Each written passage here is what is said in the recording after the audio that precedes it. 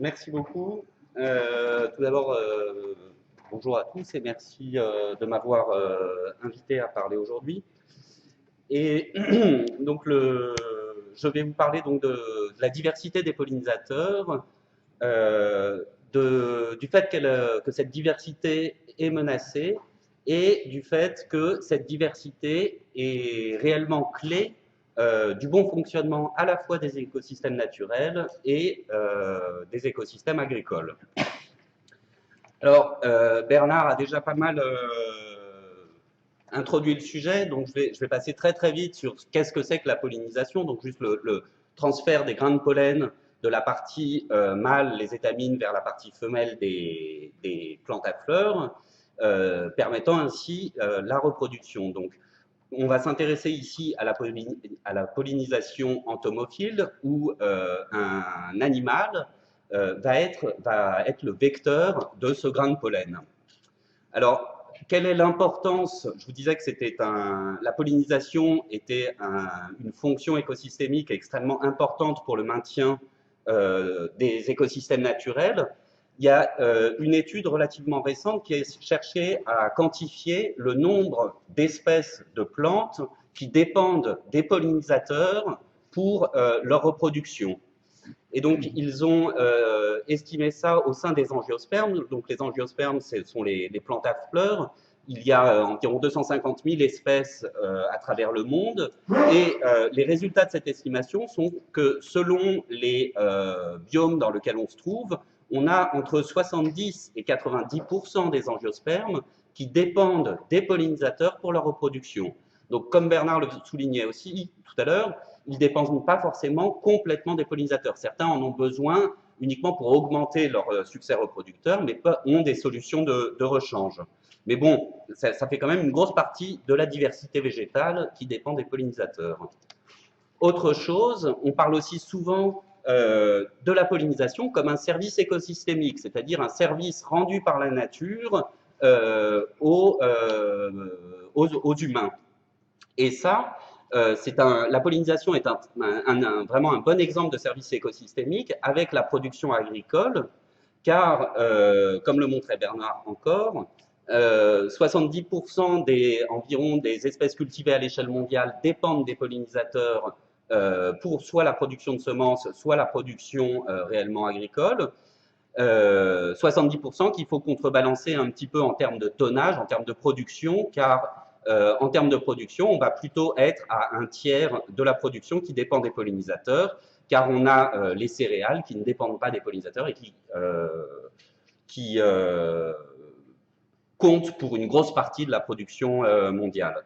Donc vous avez ici juste un graphique où vous avez le niveau de dépendance des cultures qui ont été analysées. Donc une dépendance essentielle, c'est-à-dire qu'on va avoir une baisse de 95% du rendement si les pollinisateurs ne sont pas là. Haute, une baisse de 75%, une baisse de 50%, une baisse de 25%, ou bien pas de baisse des pollinisateurs. Pas de baisse, pardon, de production en l'absence de pollinisateurs. Donc on voit là que l'agriculture dépend en large partie des pollinisateurs pour la production.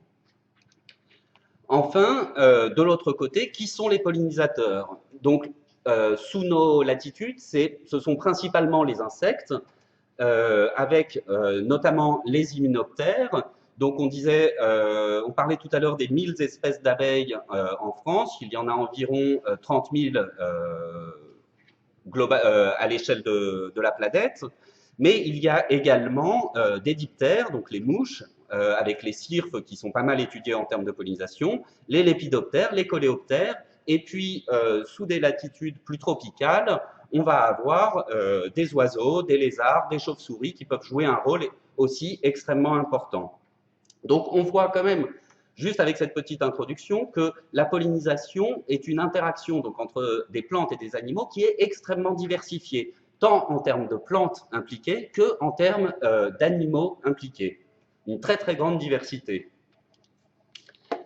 Alors, on entend souvent parler donc, de la crise de la pollinisation, donc du déclin des pollinisateurs. Qu'est-ce qui se cache derrière ça?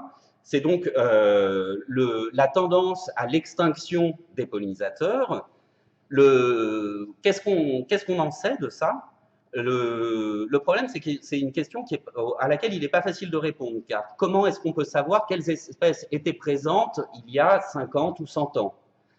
Les méthodes qui sont utilisées pour essayer de remonter dans le temps comme ça et de savoir un petit peu quelle était la diversité qu'il y avait avant, consistent à utiliser les collections qu'il y a dans les muséums d'histoire naturelle. Donc des collections où on a des individus de pollinisateurs qui ont été capturés à une date donnée et en un lieu donné.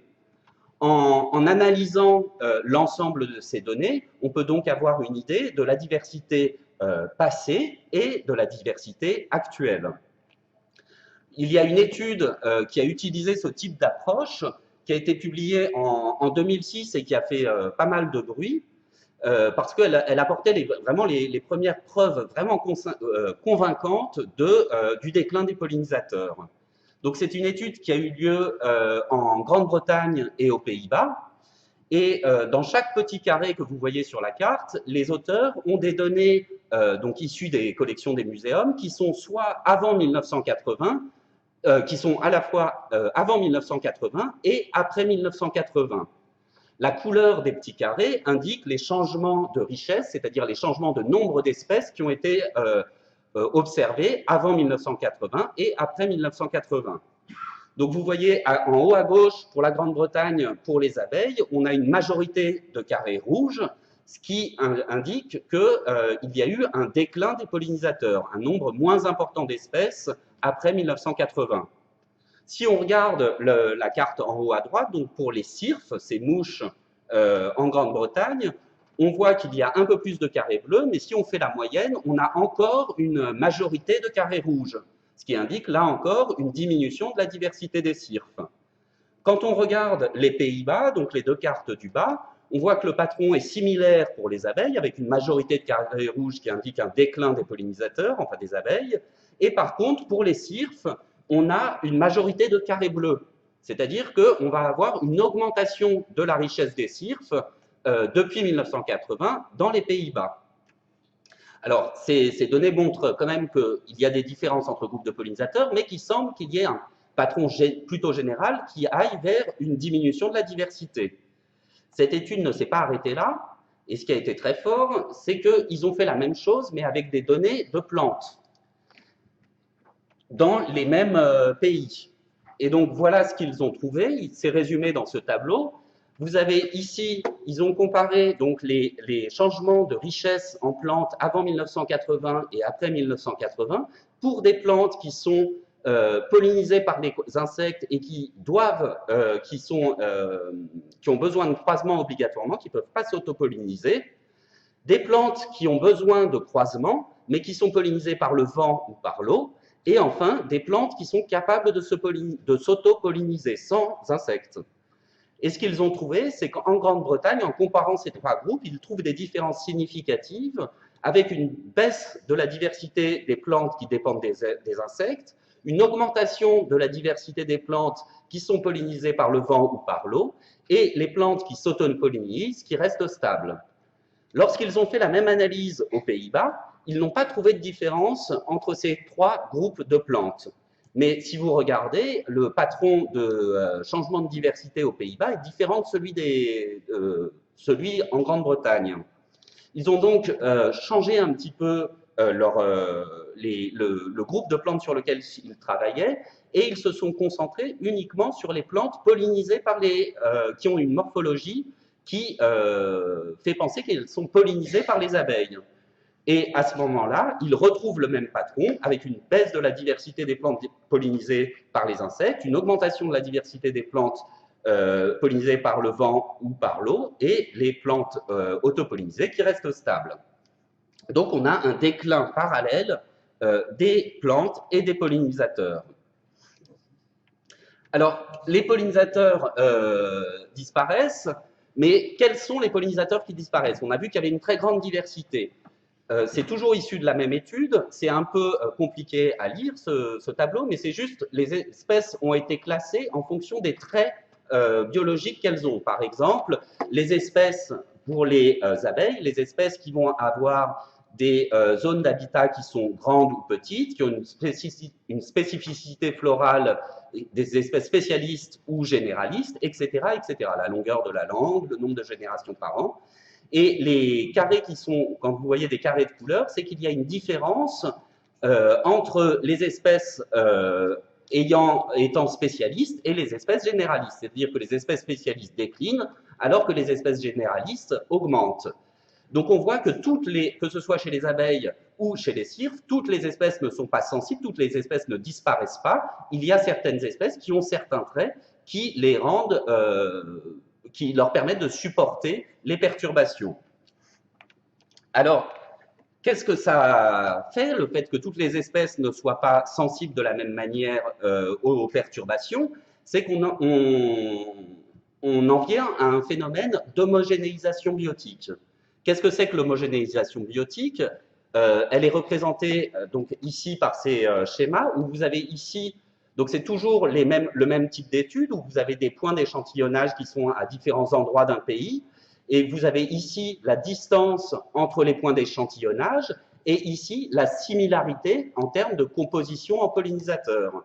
Donc ce qu'on voit, c'est que les points qui sont proches ont des similarités qui sont élevées et plus on s'éloigne, plus la similarité diminue, ce qui est assez logique. Plus on est loin, moins on a les mêmes espèces qui coexistent. Plus on est près, plus on a les mêmes espèces.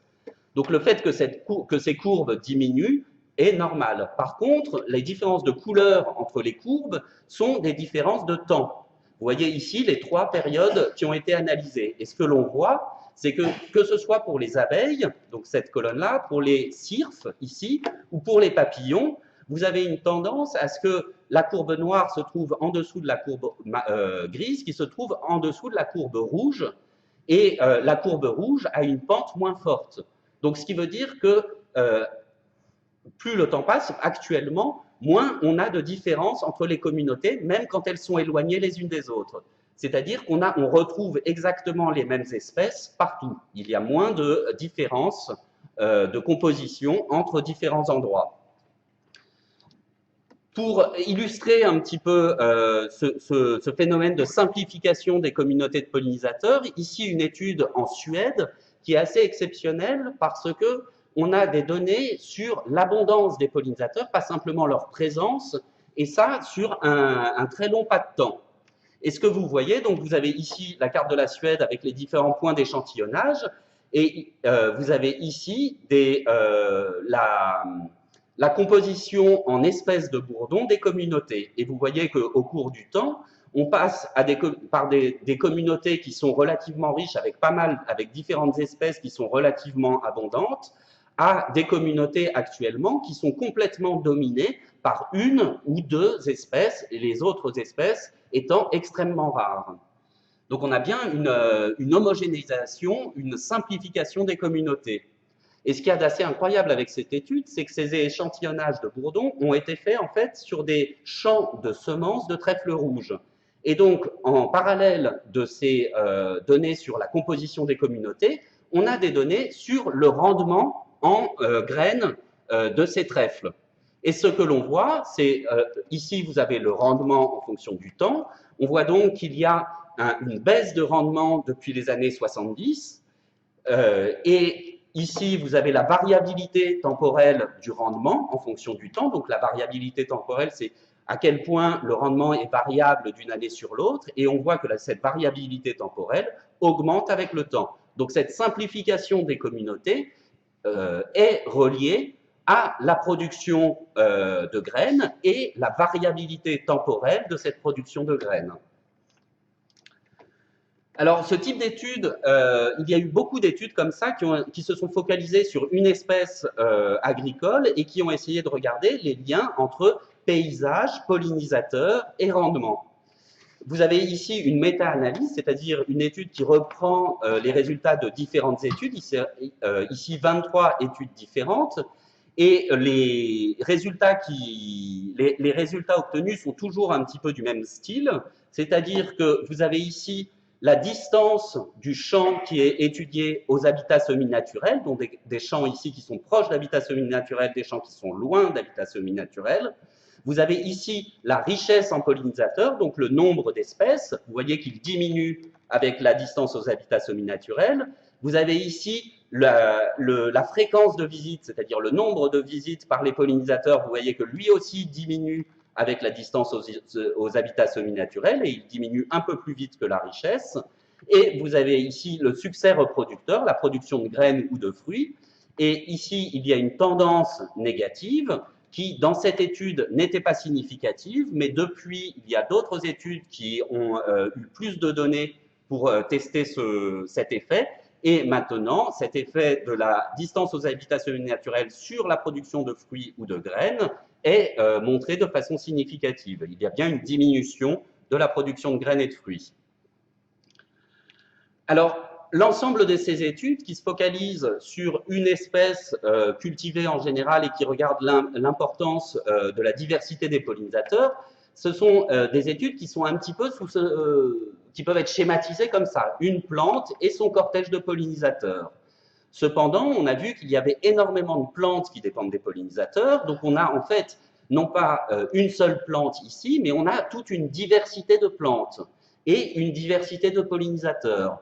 La question est donc de savoir comment est-ce que ces pollinisateurs se partagent entre les différentes plantes. Est-ce que les différentes plantes sont en compétition pour l'accès aux pollinisateurs? Est-ce qu'elles se facilitent pour l'accès aux pollinisateurs, etc.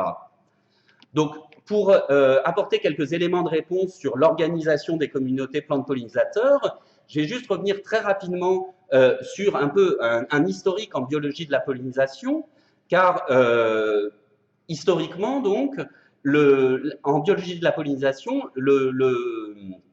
les gens mettaient plutôt l'accent sur la spécialisation, le fait qu'un pollinisateur est spécialisé sur une plante et que cette plante est spécialisée sur ce pollinisateur. Cette emphase sur la spécialisation vient peut-être des travaux de Darwin, qui s'est beaucoup intéressé à la pollinisation des orchidées notamment, et vous avez ici un exemple, presque un archétype, où vous avez ici une orchidée que Darwin a décrite lors de son voyage sur le Beagle, lorsqu'il s'est arrêté à Madagascar, et vous voyez que cette orchidée possède ici un éperon nectarifère qui est extrêmement long, d'une trentaine de centimètres. Et le nectar est produit au fond de cet éperon. Lorsqu'il a trouvé cette orchidée, Darwin a dit qu'il doit exister un pollinisateur qui sera adapté, qui est adapté à cette orchidée, qui aura donc des pièces buccales suffisamment longues pour atteindre ce nectar.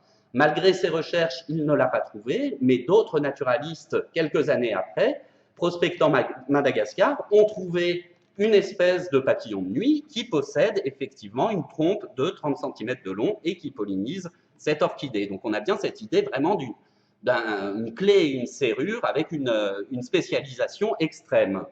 Cette vision de spécialisation extrême a été remise en cause depuis les années 90, où des études qui se sont intéressées à la pollinisation non pas d'une espèce, mais à l'échelle des communautés, ont montré que le généralisme était extrêmement important. C'est-à-dire que les pollinisateurs visitent ou pollinisent un grand nombre de plantes et les plantes sont visitées ou pollinisées par un grand nombre d'insectes. Donc on passe d'une vision un petit peu comme ça, où chacun a son pollinisateur, à une vision en réseau, où on a un ensemble de pollinisateurs qui visitent un ensemble de plantes.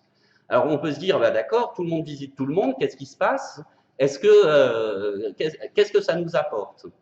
En fait, il y a eu pas mal d'études qui se sont intéressées à ce qu'on va appeler l'architecture des réseaux de pollinisation. Donc, vous avez ici une étude qui a permis de mettre en évidence donc que ces réseaux de pollinisation avaient une architecture particulière. Vous avez ici la représentation d'une communauté plante pollinisateur où vous avez chaque ligne de la matrice qui correspond à une espèce de plante et chaque colonne de la matrice correspond à une espèce d'animal.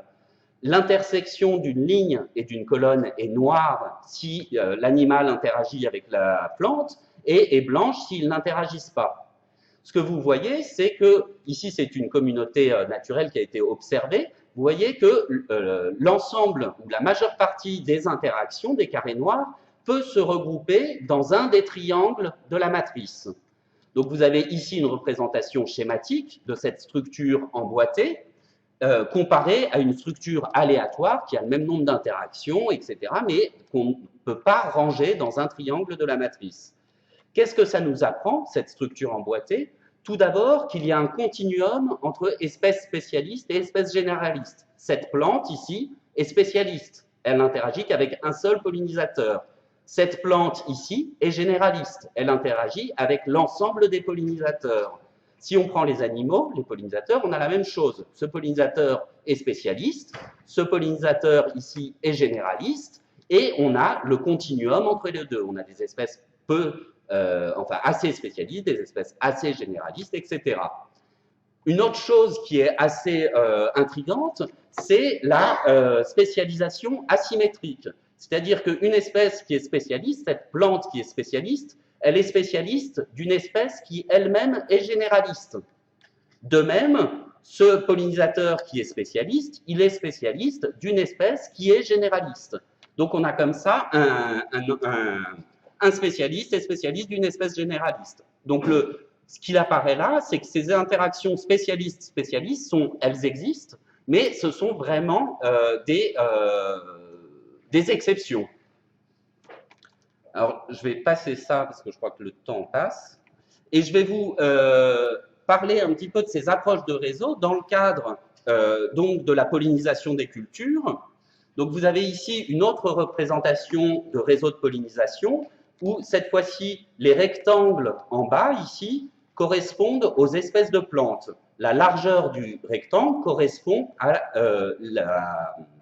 l'abondance de la plante. Donc vous avez ici, ce sont des cultures de tournesol. Donc vous avez le tournesol qui occupe une grande place. Et puis vous avez ici quelques autres espèces qui sont des espèces rudérales. Ici, vous avez les espèces de pollinisateurs, même principe. Chaque rectangle correspond à une espèce et la largeur du rectangle correspond à l'abondance de l'espèce. Et vous avez ensuite les liens entre les plantes et les insectes, qui sont ces triangles-là, et qui correspondent aux visites. La largeur des interactions, ici, correspond à la fréquence de visite. Donc, vous avez ici ce pollinisateur qui partage ses visites entre ces différentes plantes. Donc, là, on a une vision intégrative à la fois de la diversité des plantes, de la diversité des pollinisateurs et des interactions entre plantes et pollinisateurs.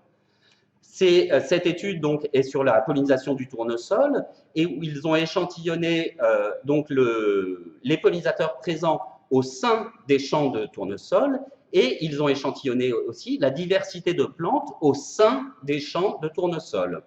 Ce que l'on voit, c'est que les différents champs qui ont été échantillonnés se trouvaient ici à des distances différentes d'habitats semi-naturels, avec ici des champs qui sont proches d'habitats semi-naturels, ici des champs qui sont loin d'habitats semi-naturels. Donc là, on voit clairement qu'en s'éloignant des habitats semi-naturels, on a une diminution de la diversité des pollinisateurs pour arriver à la fin avec uniquement des abeilles domestiques. Et on voit aussi qu'on a une diminution de la diversité des plantes rudérales au sein du champ. Donc, ils ont comparé ces données à d'autres champs dans lesquels la diversité des plantes, des adventices des cultures, ici, était plus importante. Vous voyez ici qu'on a plus d'espèces sauvages dans les champs. Et vous voyez l'effet sur la faune pollinisatrice qui est assez drastique, c'est-à-dire qu'on a bien effectivement aussi une diminution de l'abondance totale des pollinisateurs. Cette longueur-là est plus courte que cette longueur-là. On a bien une diminution de la diversité des pollinisateurs. Ici, il y a moins de carrés ici que de carrés ici. Et, ce que l'on voit, c'est qu'on conserve une grande diversité de pollinisateurs et avec des interactions sur le tournesol, de par la présence d'espèces adventices au sein des cultures. Donc, on voit là que par des pratiques agricoles un petit peu différentes, c'est simplement des pratiques au sein du champ ici, il n'y a rien qui change en termes de paysage, on peut contrebalancer fortement l'un des effets majeurs de la disparition des pollinisateurs, qui est la simplification des habitats. En réintroduisant de la diversité floristique au sein des champs, on arrive à maintenir une faune pollinisatrice qui est diversifiée. Alors cette étude ne s'est pas arrêtée là parce qu'on voit qu'il y a une augmentation, enfin qu'on maintient beaucoup plus les pollinisateurs dans des champs où il y a une diversité de flore adventice élevée, mais les auteurs ont aussi regardé le rendement de ces champs. Donc il y avait 4 variétés de tournesol qui ont été utilisées. La première analyse qu'ils ont faite ici, c'est juste de vérifier que ces différentes variétés dépendent bien des pollinisateurs pour la production de graines. Car, comme le soulignait Bernard, il y a des améliorations variétales qui tendent à essayer de limiter la dépendance aux pollinisateurs, mais on voit bien que là, dans ces 4 variétés-là, on a bien une dépendance aux pollinisateurs, car lorsqu'il y a des pollinisateurs, les petits symboles de droite, on a plus de production que lorsque les pollinisateurs sont exclus. Et vous avez ici l'ensemble des champs qui ont été suivis, avec ici le nombre d'espèces de pollinisateurs qui ont été vus dans les champs, et ici la production en termes de poids de 100 grammes, le poids en grammes de 100 graines. Et ce que l'on voit, c'est qu'on a un effet positif de la diversité des pollinisateurs sur la production. On a aussi, si on analyse ça en termes de nombre d'individus de pollinisateurs, sans prendre en compte les différentes espèces, on a bien aussi une augmentation de la production avec la densité des pollinisateurs, mais ce que disent les analyses statistiques, c'est que ce qui explique le mieux la variation de rendement, la variation de production, c'est le nombre d'espèces, c'est pas le nombre d'individus. Si on regarde ces courbes, en fait, les points s'alignent mieux ici qu'ils ne s'alignent ici.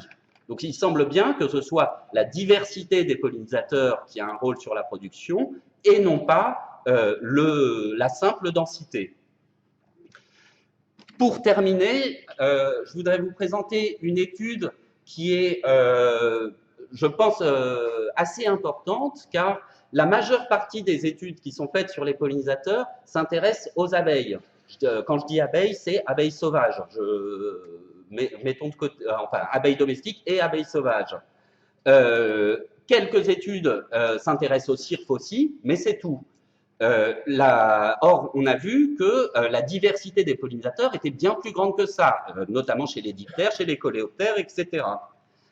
Cette étude s'est intéressée à une quarantaine de cultures à travers le monde, donc vous avez ici la liste, et ils ont regardé la composition de la faune pollinisatrice, qui est représentée ici, en pourcentage de visites. En bleu foncé, vous avez l'abeille domestique. En bleu un peu plus clair, vous avez les autres abeilles. En jaune, vous avez les cirphes. En crème, vous avez les autres diptères, ainsi de suite. Les autres hyménoptères, les lépidoptères, les coléoptères, des hémiptères, des fourmis et autres. Donc, en moyennant l'ensemble de ces données sur l'ensemble des cultures, on peut voir ici, en termes de visites, que les abeilles effectuent la majorité des visites à la même quantité à peu près que les insectes non abeilles, et que les autres abeilles, les abeilles sauvages, effectuent moins de visites que les abeilles domestiques. Ils avaient également des données sur l'efficacité de pollinisation, c'est-à-dire la production de graines, soit le dépôt de pollen, soit la production de graines suite à une visite. Et on voit que l'efficacité de pollinisation varie entre ces 3 groupes de pollinisateurs, avec les abeilles solitaires qui apparaissent comme les plus efficaces pour la pollinisation. Donc une visite d'abeilles solitaires, c'est la visite la plus efficace qu'on puisse avoir, suivie des visites d'abeilles domestiques et ensuite des insectes non abeilles. Et comme l'efficacité totale dépend à la fois de l'efficacité par visite et du nombre de visites, lorsque l'on combine les deux, on arrive à l'efficacité totale de ces 3 groupes d'insectes, et là, il n'y a pas de différence entre les différents groupes. C'est-à-dire que les insectes non abeilles qui visitent énormément les fleurs, même s'ils sont assez peu moins efficaces par visite, leur nombre fait que, au total, c'est des pollinisateurs qui sont loin d'être négligeables pour la pollinisation des cultures. Et je m'arrêterai là. Je vous remercie. Bonjour. Oui, marche, je pense. Donc avant de rentrer dans le vif du sujet sur le plan national d'action France Terre de pollinisateurs, et vous montrer que ça représente un défi pour l'agriculture, je vais vous présenter rapidement, même si ça a déjà été fait en partie par les collègues qui m'ont précédé, de qui on parle quand on parle d'insectes pollinisateurs ou floricoles. Désolé. Donc, qui sont ces transporteurs de pollen? Donc, rapidement, les coléoptères. Je ne m'étendrai pas dessus. Donc, sous nos latitudes, ils sont assez peu actifs, en tout cas, ils représentent peu d'activité globalement, mais on a des exceptions. Les papillons, donc ça c'est bien connu, mais il ne faut pas oublier les papillons de nuit. Souvent on pense aux papillons de jour. Les papillons de nuit qui peuvent jouer un rôle majeur, on l'a vu avec l'exemple de Darwin, une trompe adaptée donc, pour les corolles profondes. Et aussi signaler que, par exemple pour les orchidées, quand on a des orchidées blanches ou blanchâtres, en fait les fleurs sont à être pollinisées au crépuscule ou de nuit, et donc c'est les papillons de nuit qui vont faire ce travail-là. Donc de jour, on verra pas de pollinisateurs sur ces plantes, c'est normal. Les diptères, donc avec beaucoup de familles différentes, donc c'est surtout les mouches du côté ce qu'on ne regroupe pas sous le terme de moustiques. Là, on a peu d'espèces qui jouent de rôle majeur, a priori. Donc avec des insectes qui sont souvent très aptes au vol, notamment chez les cirques vol stationnaires, donc avec beaucoup de mouches très velues. Donc un rôle parfois des associations très, très précises. Et puis vous avez les amphibiidés sur la gauche, donc qui, notamment sur les milieux d'altitude, jouent un rôle très important. Les cirfes, donc ça c'est une famille normalement qui est bien connue de vous, avec Epicirfus belteatus, qui est l'auxiliaire par excellence. Sur les diptères, juste vous rappelez que ce sont de très bons bioindicateurs, parce oui, sur la diversité, ça c'est pour un peu la diversité des formes qu'on rencontre. Donc beaucoup d'espèces qui ressemblent à des abeilles ou à des guêpes, par mimétisme balthésien, mais aussi des cirfes comme ceux que vous avez en bas à droite, qui ressemblent à une mouche classique. Donc ce qui est intéressant chez les cirfes, c'est que tous les adultes vont être floricoles, enfin presque tous les cirfes vont être floricoles à l'état adulte pour aller chercher soit du nectar, soit du pollen, soit les deux, en fonction de leur biologie. Et chez les larves, donc on a des larves phytophages, des larves mycophages sur les champignons, des larves saprophages, matière en décomposition, et des larves zoophages. Donc de mémoire, c'est un bon tiers des larves de cirfes qui vont se nourrir sur des pucerons, donc aphidiphages. Donc rôle important à la fois en termes de pollinisation, potentiellement, ou effectivement, et sur d'autres aspects intéressants à l'agriculture. Donc rôle de bioindicateur. Les hyménoptères, donc je vais me concentrer sur les abeilles, parce que si je vous parle de guêpes, faire rentrer dans des détails, on ne va pas en finir.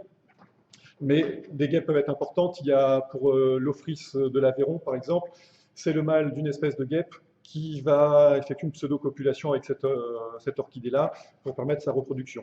Donc des cas particuliers de guêpes qui peuvent être vraiment indispensables à certaines de nos plantes.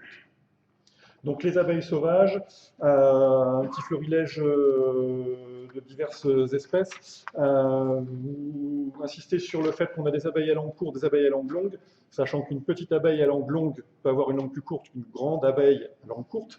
Mais globalement, ça, c'est important quand on fait des analyses écologiques de savoir si c'est à langue longue ou langue courte ou moyenne. On a aussi ce groupe-là.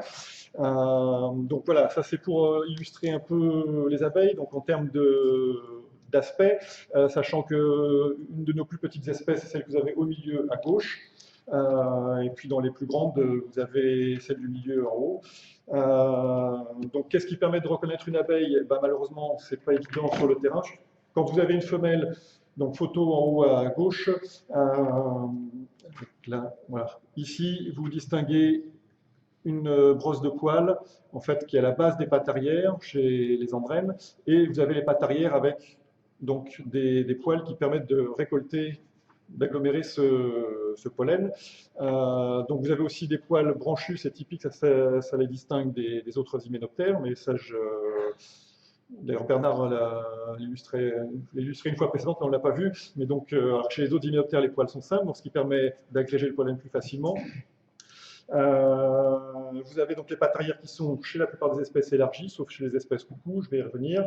Et puis les larves et les adultes sont entre guillemets herbivores. Donc si les abeilles vont chercher du pollen, du nectar, le nectar c'est le fuel pour les adultes, et le pollen c'est mélangé avec plus ou moins de nectar et d'autres substances, c'est pour nourrir les larves.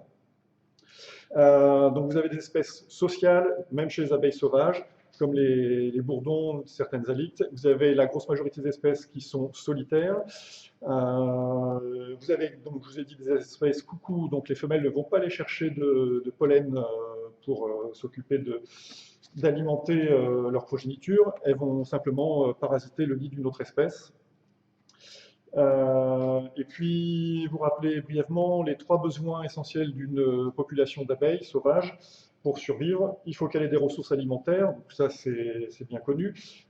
Donc une offre en fleurs qui soit suffisante, surtout s'il s'agit d'une espèce spécialisée, donc on parle d'oligolectisme, une espèce qui va aller uniquement sur très rarement une seule espèce, mais quelques espèces d'un même genre ou d'une même famille, jusqu'à limiter jusqu'à une famille. Il faut un lieu de nidification spécifique. 70% de nos abeilles nidifient dans le sol, 30% ailleurs, certaines dans des coquilles d'escargots, dans des cavités préexistantes dans le bois mort. Et enfin, certains matériaux spécifiques pour la construction du nid de certaines espèces, pour séparer chacune des cloisons qui va abriter un œuf et le pain qui va alimentaire. Donc certaines vont chercher de la résine, des poils végétaux, de la terre, enfin différents matériaux. Donc si ces matériaux-là ne sont pas présents dans l'environnement, ces 3 conditions-là doivent être remplies pour que la population puisse se maintenir. Donc voilà, encore un peu au niveau diversité, avec la plus grande de nos espèces. Au milieu à gauche, le xylocope, donc 3,5 cm, comparé aux 3 mm de la plus petite abeille de France. Et donc je termine la surprésentation des abeilles rapidement sur les bourdons, donc, qui sont des vraies espèces, donc une 50aine d'espèces en France. Pour faire le lien, puisqu'on se situe en contexte d'agriculture aujourd'hui, pour rappeler que les carduets, les circes, les chardons et les plantes de cette sous-famille sont très importantes pour les bourdons, qui sont pour la plupart généralistes et jouent un rôle souvent majeur dans les communautés de pollinisateurs. Voilà. Pour terminer sur la biologie et l'écologie des abeilles, là vous avez les résultats d'une étude qui avait été menée en 2004-2005, avec les abeilles, les plantes qui sont sur la gauche à chaque fois, les abeilles à droite. Donc on voit la symétrie des relations dans ce système. Donc ça, Colin en a parlé, je ne vais pas continuer dessus, mais c'est très important à avoir à l'esprit pour comprendre du coup que ce fonctionnement des communautés plantes et pollinisateurs est très complexe. Je vais passer maintenant au plan national d'action qui s'appelle France Terre de pollinisateurs pour la préservation des abeilles et des insectes pollinisateurs sauvages. Donc on met un peu l'accent sur les abeilles sauvages, mais on rappelle qu'il n'y a pas qu'elles. Donc ce plan national d'action, comme tous les plans nationaux d'action PNA, pour reprendre l'acronyme, donc sont un outil du ministère en charge de l'écologie. Donc c'est un outil stratégique qui vise à assurer le maintien ou le rétablissement dans un état de conservation favorable des espèces menacées ou faisant l'objet d'un intérêt particulier. Donc ce dispositif est sollicité lorsque les outils réglementaires de protection de la nature sont jugés insuffisants pour rétablir une espèce ou une communauté dans cet état de conservation. Dans cet état de conservation favorable. Donc ce PNA, France Terre de pollinisateurs, a été rédigé en synergie avec le plan de développement durable de l'apiculture, qui dépend du ministère de l'Agriculture, et ce PNA est inscrit dans le code de l'environnement à l'article L 414-9, suite à la feuille de route pour la transition écologique de la conférence environnementale de septembre 2012. Donc, comme tous les PNA, il y a un comité de suivi de la rédaction qui regroupe les experts, les acteurs concernés par le plan. Donc là, il y avait le ministère chargé de l'Agriculture, des collectivités, des gestionnaires de milieux naturels, des représentants du monde socio-professionnel, par exemple des semenciers dans le cas présent, des établissements publics, etc. Et c'est l'OPIC qui a été chargé de tenir la plume pour ce plan. Donc il y a deux enjeux majeurs qui ressortent avec ce plan. Donc si on veut préserver les insectes pollinisateurs sauvages, c'est pour préserver la biodiversité, donc c'est un outil du ministère de l'écologie, et pour préserver le service de pollinisation, notamment rendu à l'agriculture. Il n'y a pas d'écologie sans hommes, donc il était important de prendre aussi cet enjeu-là en compte.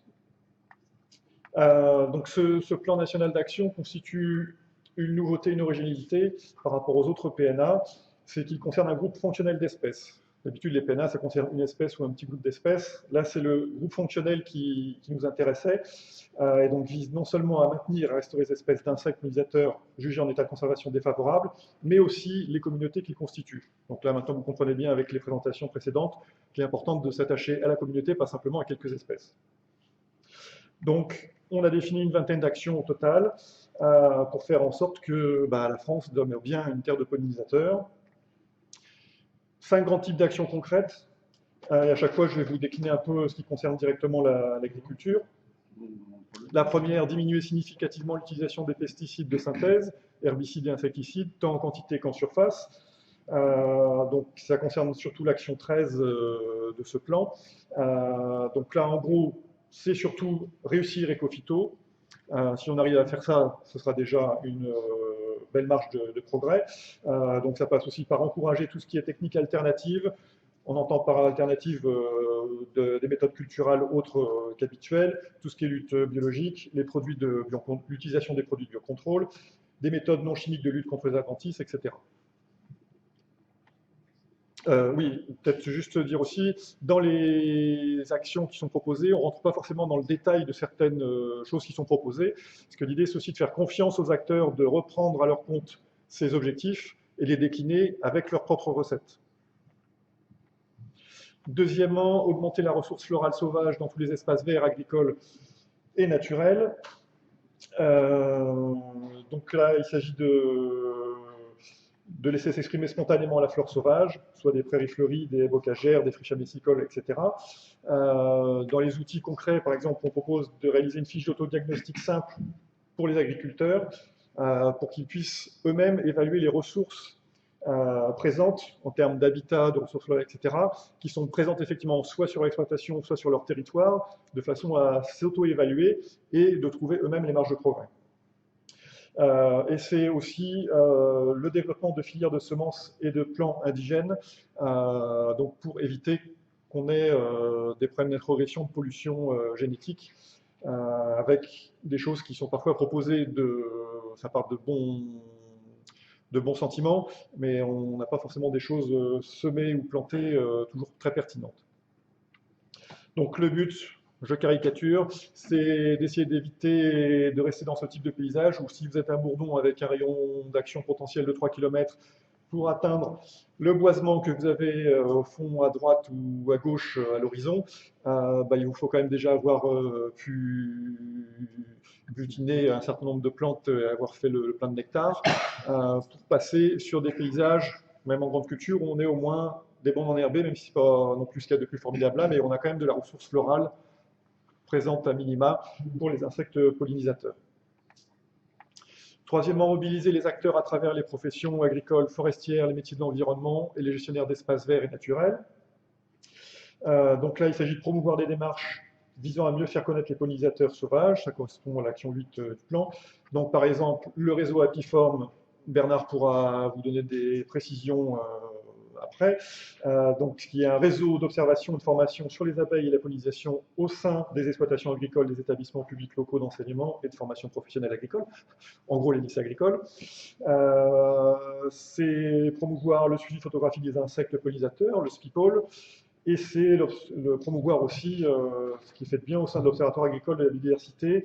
Ils ont une action sur les papillons auprès des agriculteurs, il y a une action sur les nichoirs abeilles où moi je suis un peu plus critique, on pourra en parler si vous voulez après. C'est par exemple réaliser des fiches et des guides techniques à destination de publics variés, par exemple pour les agriculteurs. C'est s'inspirer de ce qui a été fait par les collègues wallons, donc les livrets de l'agriculture. Il y en a un qui concerne les abeilles sauvages et les autres insectes pollinisateurs, qui est très bien fait. Donc la France, un territoire plus grand avec en gros 3 grandes zones biogéographiques qui recouvrent en partie donc celle du du nord de la France, plaine et collines, qui correspondra à ce qui a été fait par nos collègues belges. Il faudra quelque chose pour le secteur plutôt méditerranéen, et puis tout ce qui concerne montagne, qui constitue encore un autre domaine où les préconisations pourraient être différentes.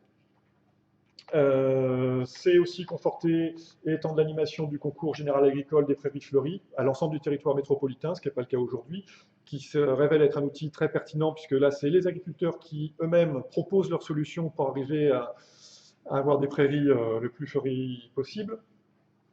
Et puis, il y a aussi une action qui propose de mobiliser les opérations favorables aux pollinisateurs sauvages, éventuellement en vue de mettre en place une MAEC, visant à préserver la diversité au sein des cultures. Voilà. Et c'est aussi, donc je vous ai déjà évoqué auparavant, donc les guides pour les guides techniques, les fiches techniques. Donc ça, c'est bon, je l'ai déjà évoqué. Et c'est donc une bonne gestion, bonne au sens favorable aux pollinisateurs. Donc c'est de proposer au moins des floraisons étalées tout au long de la bonne saison, du printemps à l'automne, pour les insectes pollinisateurs sauvages, sachant qu'il y a des espèces de printemps, des espèces qui vont être présentes pendant toute la période, comme les bourdons, enfin du moins la plupart des espèces de bourdons, des espèces qui vont être estivales et d'autres plus automnales. Donc il faut que sur l'exploitation du territoire, tous ces insectes trouvent des ressources florales pendant quasiment 9 mois de l'année. Quatrième grand type d'action concrète, améliorer les connaissances scientifiques sur la biologie, la répartition et développer les savoir-faire techniques quant à leur préservation. Donc acquérir des connaissances, c'est bien, mais l'idée, c'est vraiment qu'on puisse les utiliser concrètement pour la gestion des insectes pollinisateurs et de leur communauté. Donc ça, c'est par exemple évaluer la fonctionnalité du service écosystémique rendu par ces insectes sauvages dans la pollinisation des cultures. On sait un certain nombre de choses. Parfois, on a besoin de détails ou de précisions pour savoir précisément comment ça se passe en France. Donc ça a été évoqué déjà aussi par Bernard. Comment on peut optimiser ce service. Et on a parfois des situations ponctuelles, enjeux croisés, agriculture, biodiversité. Donc c'est comment faire pour que les agriculteurs, les protecteurs de la nature travaillent mieux ensemble et en tout cas mettent en place des choses qui fonctionnent vraiment au profit des uns et des autres. Enfin, sensibiliser et former un large public d'acteurs des métiers agricoles et de l'environnement par la mise en place de formations spécifiques. Donc ça, il s'agit de... Là, on parle des cycles de formation initiale et puis dans les processus de formation continue avec 2 actions du plan. Donc on retrouve à nouveau la pérennisation du réseau Apiform des lycées agricoles, parce que je rappelle que c'était financé par le ministère de l'Agriculture, qui ne finance plus aujourd'hui, c'est repris par le ministère de l'Écologie. C'est quand même logique que ce soit plutôt le ministère de l'Agriculture qui finance ce réseau. Mais ça concerne aussi l'organisation de sessions de formation pour les personnels techniques des administrations, des collectivités, du secteur agricole, des organismes de conseil et d'appui aux professionnels, etc. L'intégration de la problématique insectes pollinisateurs sauvages dans les enseignements agricoles, donc lycée via Apiform, mais aussi les écoles d'ingénieurs et autres. Voilà, donc là, des stagiaires qui apprennent à déterminer les abeilles au genre, ce qui permet aussi de se rendre compte de la difficulté de se spécialiser sur ces insectes et du coup de trouver des spécialistes en nombre suffisant. Voilà, donc on a 5 ans pour chaque plan, donc pour celui-là aussi, pour arriver à impulser une dynamique et des synergies, puisque vous avez bien compris que donc il y a le monde agricole qui est concerné, le monde de la conservation de la nature, mais aussi d'autres acteurs socio-professionnels.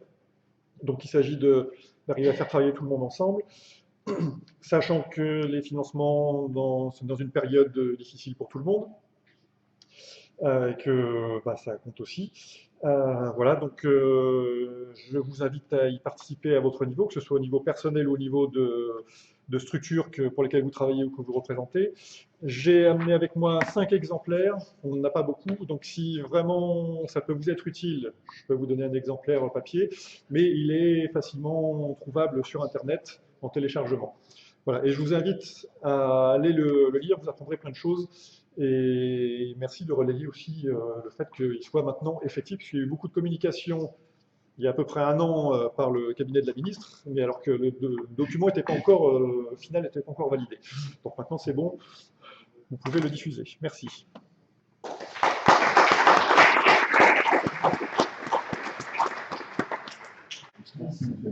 donc on va passer maintenant aux questions qui, je pense, sont nombreuses compte tenu des sujets traités. On est calé. Bon, je vais mettre le verre.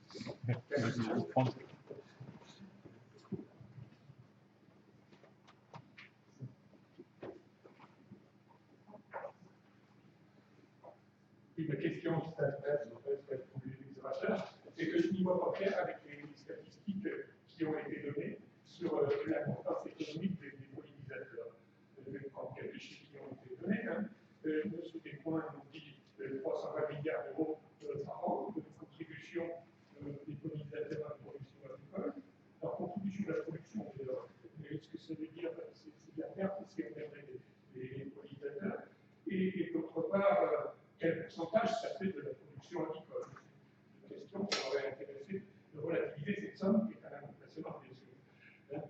Après, M. Vessière nous dit 30% des espèces. 36% de la production. 36% de la production. J'ai fait une statistique il n'y a pas si longtemps que ça, à partir de la FAO, données de la FAO. Je parle pour les espèces qui nourrissent l'homme. Après, il y a les espèces industrielles, je suis d'accord. Mais parmi les espèces qui nourrissent l'homme, parmi les 7-10 premières espèces qui nourrissent l'homme et qui contribuent pour 75%, 75%, c'est-à-dire qu'il en reste que 25%, 75%, il n'y a pas d'espèces automobiles. Je donnerai les 5-6 premières, le blé, le maïs, la pomme de terre, le riz, pas d'espèces automobiles. Hein. Bon. Et ça fait 75% de la nourriture. Vous êtes intervenu pour reprendre les chiffres de la publication. Non, mais bon, il faudrait préciser les choses quand même. Et puis après, M. Vessière, dans le graphique que vous avez donné et sur la régression des rendements en fonction de régression au sens statistique, hein, en fonction de la densité des pollinisateurs, si on prend les parcelles de 2 hectares, ce qui me semble logique de considérer sur tout ça, je ne vois pas où il y a la régression en sens statistique, parce que vous avez un point qui tire bien la régression, mais statistiquement, si vous donnez le calcul statistique, c'est absolument pas significatif avec la base des points que vous avez, qui sont tous pour une faible densité du point, comme ça. Donc, j'avoue que je ne vois toujours pas clair, donc, avec les statistiques qui nous ont été données. C'était ce que je voulais dire. Bon, on va peut-être serrer les réponses. Qui est-ce qui va répondre d'abord? Monsieur Vessière. Mais il faudrait que vous mettiez debout avec le micro et que vous regardiez la caméra, ou alors avec le micro de l'estrade, puisque vous êtes filmé pour la diffusion en direct. Je répondrai par rapport aux éléments, pour les chiffres de M. Descoings, je ne connais pas leur origine, mais en tout cas pour les éléments que j'ai présentés, bon, je suis désolé, on a fait quand même des calculs, il y a un certain nombre de calculs qui ont été faits, vous êtes les bienvenus pour les reprendre.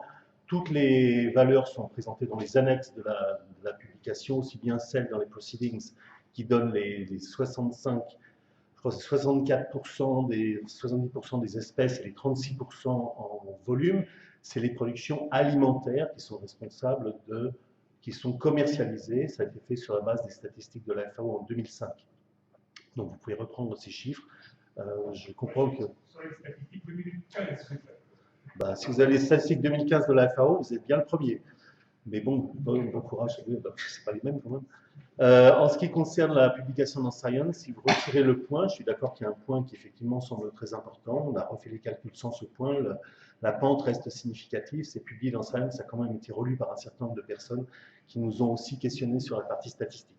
Donc, écoutez, si vous pouvez envoyer, libre à vous d'envoyer un commentaire à Science si vous le souhaitez, mais très honnêtement, ça a été fait, ça a été relu, ça a été relu. Il y avait eu au départ un relecteur qui nous a critiqué violemment en nous disant que c'était un article sans intérêt qui présentait des informations farfelues. Donc, je veux dire, on a répondu point par point avec une réponse très, très argumentée. À l'évidence, la majorité d'auteurs et de relecteurs considéraient que le travail tenait la route. Maintenant, c'est une publication, libre à vous de considérer que les résultats sont valables ou pas. Ceci dit, il est quand même clair que sur plus de 154 parcelles dans 12 pays, à raison de 10 parcelles par pays, Je ne connais pas d'autres études qui, avec une ampleur comme celle-là, qui regardent effectivement l'impact des insectes pollinisateurs sur la production. Non, mais j'espérais que cette expérience allait répondre clairement, et je trouve que le graphique que vous donnez n'est pas convaincant du tout. On a présenté les résultats obtenus, on ne va pas falsifier des données pour le moment. En tout cas, ça sort très significatif et les résultats sont très significatifs. Donc, en ce qui nous concerne. Oui, Jean-François Moll, je le dis au secours de Bernard, mais pour le critiquer. C'est-à-dire qu'il y a une faiblesse dans son argumentation qui, si elle était corrigée, renforcerait la conclusion. Je ne crois pas qu'on puisse, dans nos systèmes agricoles, étudier la sensibilité d'une culture particulière à la pollinisation. Tout simplement parce que nous avons un système agricole d'assolement. Et donc, c'est plus grave que ça. Si une culture particulière est très sensible à la pollinisation, et s'il appartient à un assolement, c'est l'ensemble de l'assolement qui peut être mis à mal. Donc, ce n'est pas seulement l'impact de la pollinisation sur cette culture, c'est la mise en œuvre de l'assolement. Sauf si je n'ai pas compris quelque chose à l'agronomie. Alors, un autre point, je voudrais revenir sur l'introduction de Julien Point quant à la mémoire d'Alain Levent. Il avait été président d'un groupe dont j'ai eu l'honneur d'être le secrétaire, et dont au moins 2 personnes sont dans la salle, Jean-Louis Bernard et Bernard Tessière, et qui était un groupe assez ambitieux à l'époque. Ce n'était pas seulement de trouver l'importance de la pollinisation dans l'agriculture, on avait 2 ambitions, analyser les causes du déclin des pollinisateurs et proposer un plan. Et surtout, ce qui était beaucoup plus original, c'est qu'autour de la table, il y avait des acteurs les plus divers, voire les plus opposés. Aussi bien très divers, très opposés, aussi bien l'industrie que les associations. Et ce qui était quand même assez fort, c'est qu'on était arrivé au bout d'un processus, un plan consensuel. J'avais eu l'honneur de présenter au congrès des agriculteurs de Bourg-en-Bresse. Et il me semble qu'aujourd'hui, où l'agriculture est tellement mise à mal dans un certain nombre de débats sociétaux, cet exemple où l'Académie avait reçu le travail d'un groupe ouvert à l'extérieur et avait fait son rôle de prise de recul et d'arbitrage dans des débats difficiles, eh bien c'est peut-être un exemple qu'on pourrait reprendre sur d'autres débats. Merci monsieur. Oui, c'est un exemple qu'on a reçu du reste dans beaucoup de cas. Par exemple, je pense à l'étude des relations humaines-animales, où on a suivi à peu près les mêmes procédures. Jean Claude, vous pouvez poser une question. Jeanne Claude, section production animale. D'abord, je voudrais dire que je suis un peu déroutée chaque fois que j'entends présenter des résultats qui sont issus des sciences d'observation et pas des sciences d'expérimentation, que je connais mieux. D'où une certaine frustration par rapport, mais quel mécanisme derrière? Donc, je voudrais poser la question sur la corrélation manifestement observée, présentée par plusieurs, entre le rendement et la diversité des pollinisateurs, plus que leur densité, si bien compris. Est-ce que cette corrélation est valable au niveau du champ, qu'il soit grand ou petit, ou au niveau de la fleur? Parce que je vois mal le mécanisme. Et ma deuxième question, qui est un peu le corollaire, c'est est-ce que quand vous avez cohabitation de populations de pollinisateurs d'espèces différentes, il y a des stratégies d'occupation du territoire? Ou est-ce que c'est complètement brownien? L'un va aller là parce qu'il s'est rendu compte que ça n'avait pas été prélevé en pollen par une autre. Dans ce cas-là, évidemment, observation, absence de mécanisme, c'est brownien. Et donc, ce que vous présentez, c'est le résultat d'actions aléatoires. Ou bien, est-ce qu'il y a des stratégies d'occupation? On nous racontait quand on était enfant que les abeilles se parlaient, s'indiquaient par une petite danse, par où il fallait aller, etc. Donc, est-ce qu'il y a des stratégies collectives ou pas? Et est-ce qu'il y a des interactions entre les espèces de pollinisateurs? Monsieur Collin. Alors, pour répondre sur l'effet de la diversité, c'est vrai que là, tel qu'on l'a présenté, c'est un peu magique. Il y a plus d'espèces, c'est mieux, et c'est pas la densité qui compte. Alors, il y a plusieurs explications qui dépendent des cas. Par exemple, pour le cas des tournesols que j'ai présentés, ces champs de tournesols où il y avait une augmentation du rendement avec l'augmentation de la richesse en pollinisateurs. En fait, il y a plusieurs études qui ont montré ça, et je n'ai pas présenté les résultats de la partie des résultats de celle-là qui montrait ça, mais en fait, là, l'effet de la diversité de la richesse des pollinisateurs passe par une modification comportementale de l'abeille domestique. C'est-à-dire qu'une abeille domestique qui se trouve sur un capitule de tournesol, si elle est seule, qu'on n'embête pas, elle va chercher le nectar dans les fleurettes, dans quelques fleurettes juste les uns à côté des autres, et elle va s'en aller. Si jamais il y a plein d'autres espèces qui sont là sur le capitule, et donc il va y avoir des interactions, un petit peu de compétition agressive entre les espèces, qui fait que l'abeille domestique va bouger au sein du capitule et entre capicules de façon plus fréquente que si elle est seule. Donc on voyait bien dans ce cas sur le tournesol que clairement l'abeille domestique était clairement le visiteur majoritaire en termes de nombre de visites. Et en fait, l'effet de la diversité, c'est une augmentation de l'efficacité de l'abeille domestique liée aux interactions avec d'autres espèces. Donc ça a été montré plusieurs fois de façon indépendante. Ça semble être, chez le tournesol en tout cas, être un mécanisme qui est bien retrouvé. Tournesol en production de semences hybrides. Pas celui-là. Pas dans cette étude-là. Pas dans cette étude-là, mais le rendement il est faux parce que c'est 3% de Ouais, en tout cas, c'est pas de la semence, c'est pas des semences. C'est peut-être des hybrides. Mais on a ça en production de semences de colza hybride aussi.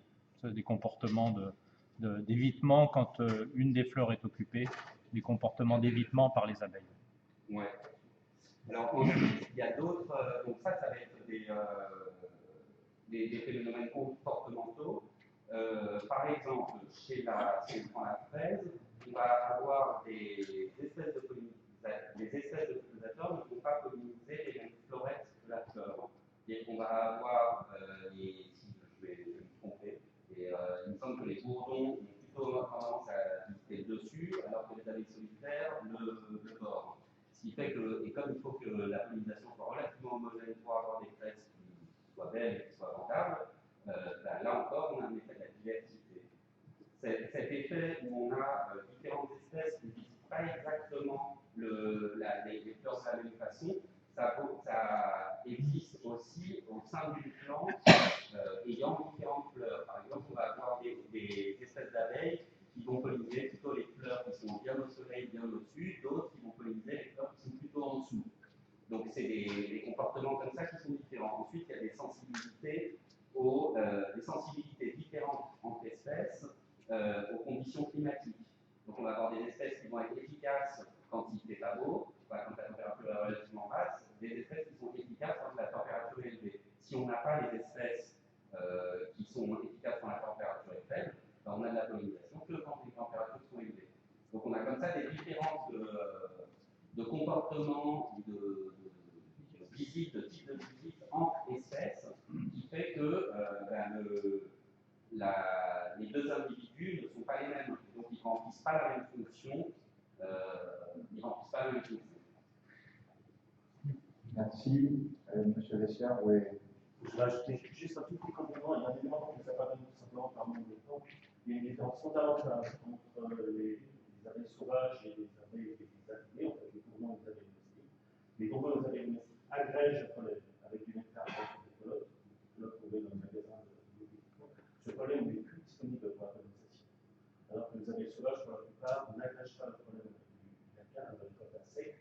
Ça veut dire qu'il y a effectivement des quantités considérables de pollen qui sont déposées sur les spinacles. La compétition est beaucoup plus facile et efficace avec le dépôt par les abeilles sauvages que par les abeilles domestiques. Souvent, la complémentarité entre différentes espèces, ça veut dire aussi qu'il y a des abeilles sauvages qui sont impliquées dans la pollinisation, qui agissent soit indirectement, comme l'expliquait Colin, au niveau de leur impact sur les abeilles soit directement par le on a fait une essai sur le melon, on a suivi l'efficacité pollinisation toute la journée. La plupart des arrêts touristiques déposés entre 1 et 10 grammes de pollen par jour. Mais on avait 310 particles par jour. Donc globalement, c'est suffisant.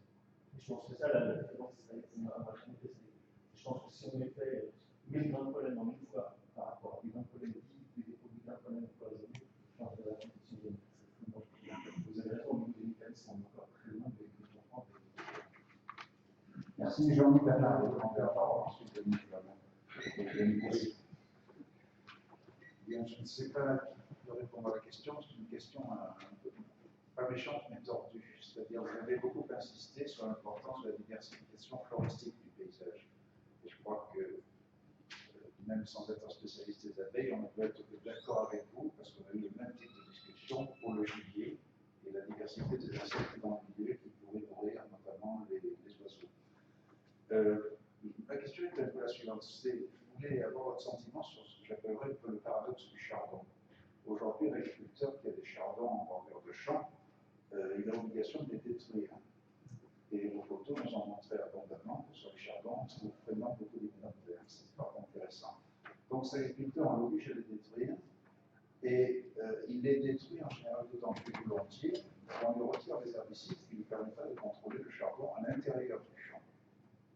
Donc, comment peut-on se sortir un jour de cette situation imbécile où on oblige les gens à détruire des espèces qui sont fort utiles aux insectes que l'on veut encourager, alors que là où ils pourraient les contrôler, on lui demande de lever le pied, ce qui l'incitera à les détruire d'autant plus hardiment par broyage dans les bordures. Merci, qui veut répondre? Vous levez, oui, s'il vous plaît, en regardant. Alors, déjà, on peut mettre à part le problème des charbons dans la culture. Si déjà l'agriculteur des chardons des corps hors des cultures, sur son exploitation sur les corps, c'est déjà un grand pas. Parce qu'en fait, il y a 2, voire 3 espèces qui posent problème, qui peuvent être vraiment des pestes dans les cultures, ça, c'est un fait. Mais il y a quand même, à côté de ça, une bonne dizaine d'espèces en France qui sont assez répandues, qu'on va retrouver dans tous les territoires agricoles, qui ne posent aucun problème. Donc il faudrait que l'agriculteur soit capable de faire la différence. Donc il y avait un peu au régiment de botanique qu'il devrait avoir, pour différencier les espèces qui posent problème de celles qui ne posent pas de problème. Et de laisser celles qui ne posent pas de problème se développer au moins jusqu'à l'exploration de Excusez-moi, mais vous avez bien suivi la polémique plutôt dans la France agricole. Circium arvincé, c'est quelque chose de banal. Vous avez du circium arvincé sur votre bordure, ça se voit depuis la route, vous avez un procès verbal. C'est un peu aberrant, d'autant que l'équipement ne fait pas le même travail, et lui n'a pas d'amende. Et l'agriculteur qui a du circium arvincé en son tombe de sol en particulier, parce que j'en ai montré beaucoup aussi, il est très très mal. Il n'a aucun produit pour le détruire en dehors du glyphosate.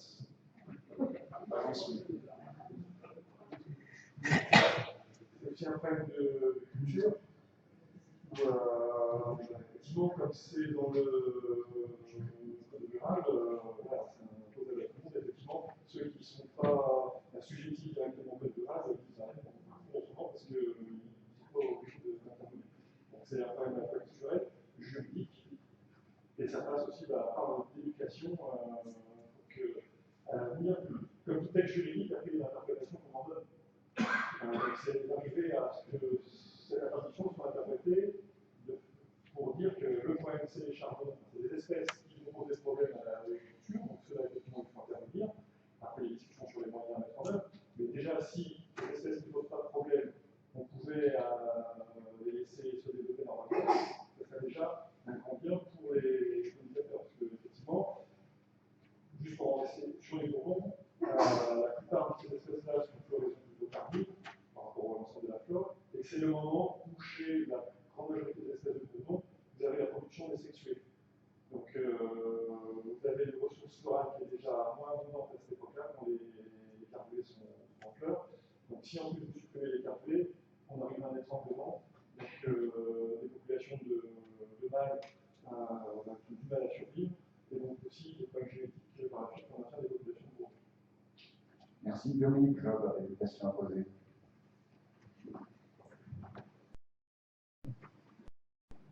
j'ai une question sur l'évolution des insectes pollinisateurs par rapport à l'évolution des plantes. Donc, si je me rappelle bien, la radiation des insectes terrestres et des plantes terrestres, c'est de l'ordre de 500 millions d'années. Mais pendant 350 millions d'années, on n'a eu que des gymnospermes, donc des plantes sans fleurs qui n'utilisent pas les insectes pour la pollinisation. Donc, ma question c'est est-ce qu'on connaît quelque chose sur l'évolution des insectes qui ont permis l'adaptation de la fleur? Et en corollaire, est-ce que les insectes ont participé aussi à l'évolution de la fleur? Et enfin, sur une époque plus récente, la domestication des plantes, est-ce que la domestication des plantes a eu un impact sur la pollinisation par les insectes? Quelqu'un peut répondre?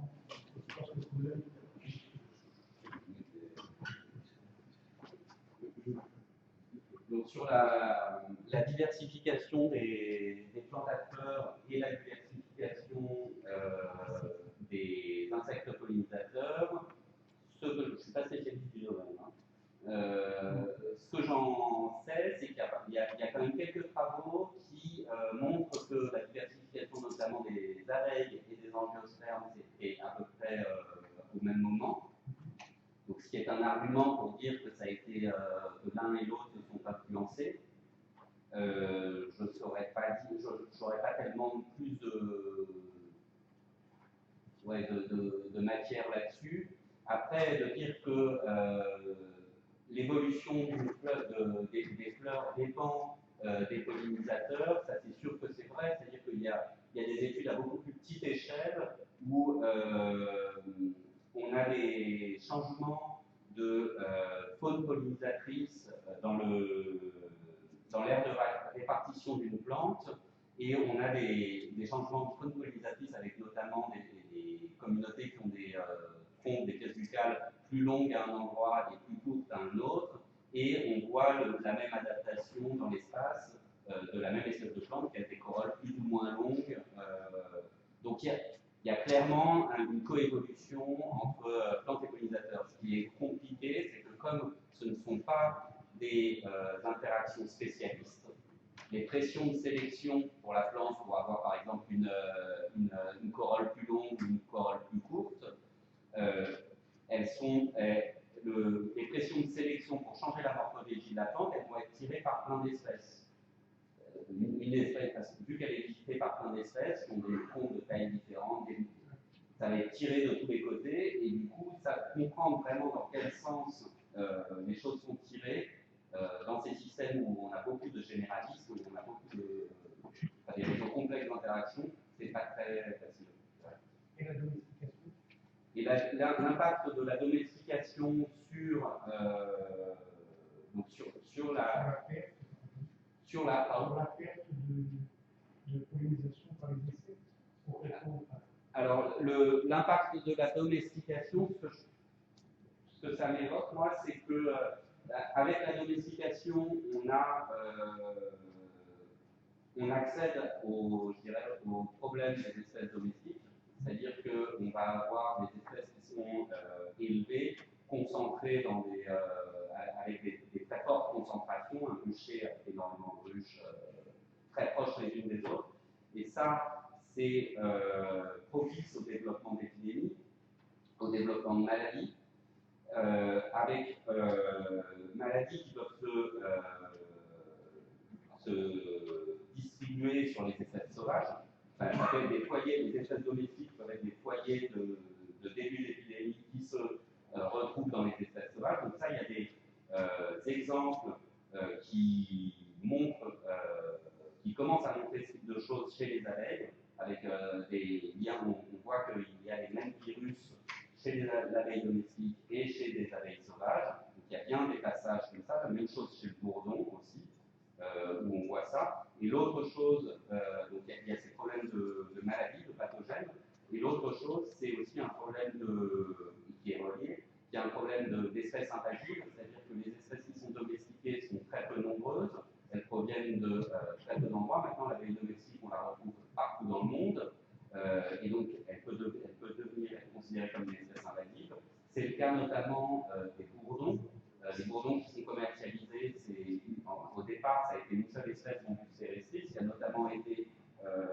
introduite en Amérique du Sud et qui est pour la pollinisation des tomates en serre, c'est bien sûr échappé des serres, c'est reproduit dans la nature et par un mélange de compétition simplement pour les ressources et aussi donc, des pathogènes qui seraient liés à ça, a complètement exterminé la faune la faune de bourdon locale en Amérique du Sud. Maintenant, on n'a plus de espèces, alors qu'il y avait 2 ou 3 espèces avant. Merci, Denis Courbet. Juste un complément.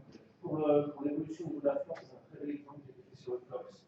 Il y a une étude qui a été faite sur les flox aux États-Unis, sur les populations sauvages, où en fonction de la morphologie de la flore, on a très bien l'impact des pollinisateurs sur l'évolution de population de flox en fonction de l'altitude.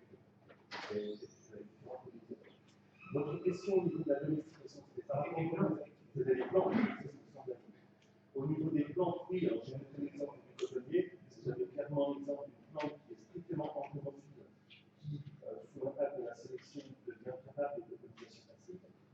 Aujourd'hui, les pollinisations passives et le mode de pollinisation dominant chez le cotonnier, aussi comme le population d'arcane aussi d'ailleurs.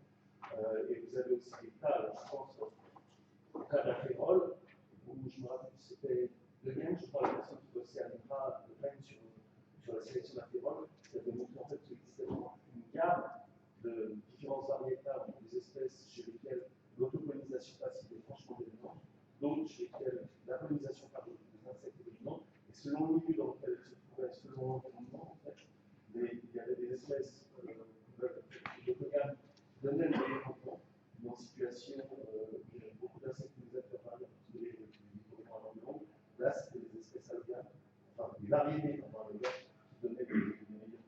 Donc oui, la sélection peut avoir un effet très fort sur le mode de pollinisation de l'espèce. Merci, Denis. Et donc, j'avais une remarque et une question suite à la question d'André Gallet sur la contribution économique à la pollinisation. Effectivement, c'est une question qui est très importante. Il y a pas mal de travaux sur la monétarisation des services écosystémiques. En fait, c'est un classique, il y a une littérature à savoir. Alors, si on s'accorde pour considérer, je crois que c'est de l'ordre de 10% du revenu agricole, à peu près la pollinisation, ces 10%, c'est quand même un peu une sous-estimation, parce que le problème de l'évaluation économique, c'est qu'est-ce qu'on compte. Et notamment, il y a tous les impacts santé qui ne sont pas pris en compte en fait, dans ces 10%. C'est-à-dire qu'effectivement, les espèces qui sont pollinisées par les insectes sont souvent riches en un certain nombre de micronutriments. Donc là, il y a des publications récentes, je crois, dans le 2027, qui justement essaient d'évaluer les impacts en termes de santé liés aux plages des pollinisateurs, et ça, les impacts en termes de santé, ils seraient assez importants. Donc réévaluer effectivement cet impact. Donc ça, c'était la remarque. Et puis la question, c'était suite à la discordance qui existerait peut-être entre les statistiques, finalement, les fameux entre 2005 et 2015.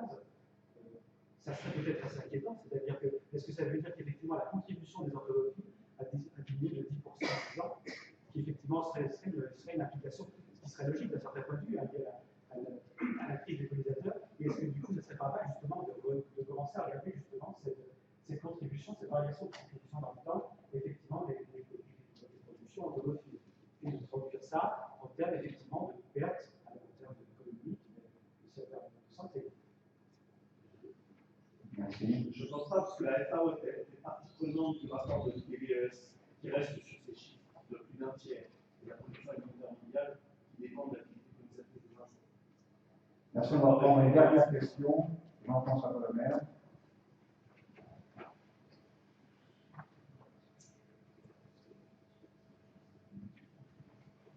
J'avais 2 questions. La première, je reste un peu sur ma fin, parce que par rapport aux populations de tous ces insectes dont on a parlé et présenté, on nous a quand même beaucoup dit comment on pouvait favoriser un peu leur maintien ou leur expansion si nécessaire.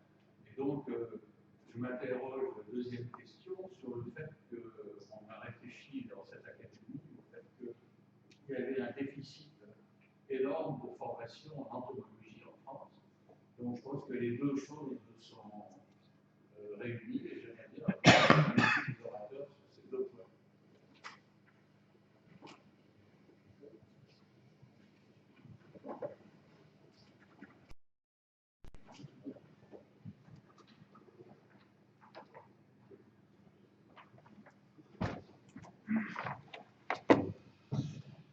Ben ça, vous avez pas mal de réponses là-dedans. Le problème, c'est qu'on avait un temps limité et que j'ai construit ma présentation plus pour vous inciter à aller voir ce qu'il y a dedans plutôt que de rentrer dans le détail, de faire un catalogue à la Prévert qui aurait assoupi quasiment toute la salle.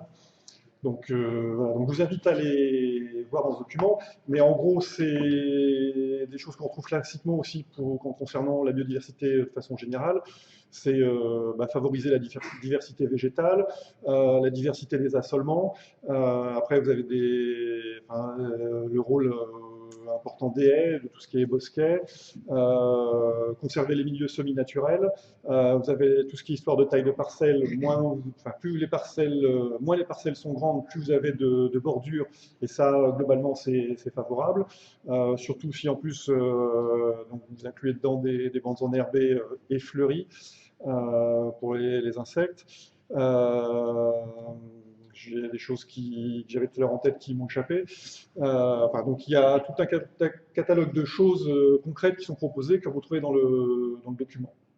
Voilà. Donc, une réponse un peu de Normand, mais sinon on peut en parler pendant 2 heures. Mais vous avez raison quand même qu'on manque cruellement aujourd'hui d'outils précis. Et dans notre cas, c'est pour ça qu'on a développé Floraveille sur une base de données où les gestionnaires, comme les agriculteurs, comme les différentes structures, peuvent aller et voir qui butine sur telle espèce de plante et j'ai telle abeille sur ma parcelle, de quoi elle a besoin pour survivre. C'est ça le cahier des charges de la base de données. Je peux vous dire que quand on cause les producteurs de semences, quand on voit les problèmes pour la production de semences chimiques, ça reçoit un certain écho, mais aujourd'hui, je ne peux pas vous dire si vous mettez telle espèce de plante, vous aurez à coup sûr telle espèce d'abeille qui va arriver sur votre parcelle. Et ça fait partie des actions qu'on préconise dans le plan. Merci. Donc, on va passer à la conclusion et à l'intervention de M. Thomas Mollet, apiculteur professionnel dans les Landes. Je coupe le temps en parlant pendant que vous montez à la tribune, et il va nous faire part de son expérience professionnelle, bien sûr, sur cette organisation du service de pollinisation.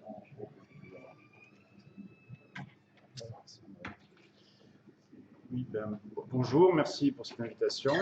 Donc, en guise de conclusion, moi je vous amène dans les champs sur une exploitation apicole pour aller au plus près, après ces présentations plus générales, pour aller au plus près de ce qui se passe sur le terrain quand on nous demande à nous de venir polliniser des cultures.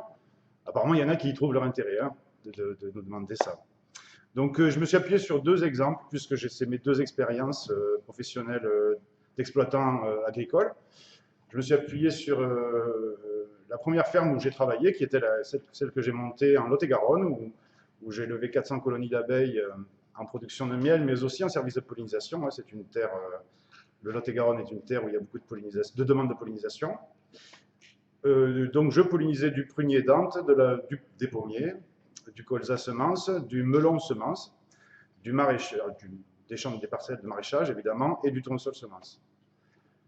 Et puis, à partir de 2012, je suis rentré sur un GAEC qui s'appelle les Ruchers du Born, qui est installé dans les Landes, près de l'océan, où là, on élevait de 2012 à 2015 1000 colonies, avec encore un peu de pollinisation. On était trois associés à l'époque. La pollinisation, donc pommier, colza semence, kiwi et tournesol semence. Et puis, depuis 2016, on est 4 associés, on a 1200 colonies, et on a arrêté la pollinisation. Voilà. Donc j'ai un regard un peu particulier sur cette chose-là. On a arrêté, non pas parce que ça ne nous plaît pas, on a arrêté parce que ça ne rentrait plus dans notre modèle. Vous allez comprendre notre modèle d'exploitation. Vous allez comprendre pourquoi après. Où est-ce que j'appuie? Clic. Ah oui, super. Merci. Donc voilà, je vais repasser rapidement ça. Je voulais juste rappeler les différents aspects de la présentation que je vous proposais. Bon, évidemment, on a vu, et on ne va pas le répéter, le rôle essentiel que jouent les insectes pollinisateurs dans la reproduction des espèces cultivées. Qu'est-ce que c'est qu'un service de pollinisation dans une exploitation agricole? Je voulais aborder les aspects techniques, économiques et systémiques. Quelle organisation des filières apicoles et végétales? Et dans une perspective de développement durable, je vais essayer de proposer une conclusion qui sera, j'espère, pas trop mauvaise.